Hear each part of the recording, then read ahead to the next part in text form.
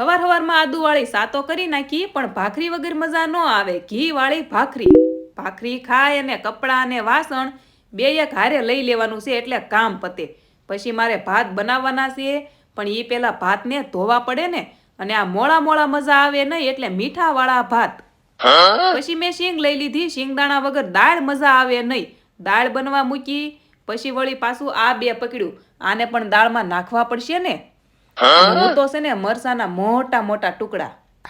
પછી દાળમાં લીંબુ, ખાંડ, આદુ, ધાણા તો કાંઈ છે નહીં એટલે રાઈ ઉડાડી નાખી. પછી મારા દાળ ભાત રેડી થઈ ગયા. મેં અને જીનુએ ઉપાડ્યા. ગરમ ગરમ મજા આવે. દાળ ભાત ખાય અને તમારી પ્યારી પ્યારી ભાવુ વાઘેલાને ઊંઘ આવતી હતી જોરદાર. પણ હુવાનું છે નહીં. અરે એડિટિંગ. ત્યાં જીનુને ટ્યુશનનો ટાઈમ થઈ ગયો એટલે એને મૂકવા જવાની છે. આજ કમેન્ટમાં કહેજો દાળ ભાત ખાન તમને ઊંઘ આવે કે કેમ. તો મળીએ નેક્સ્ટ વિડીયોમાં. જય દ્વારકાધીશ. Like share subscribe.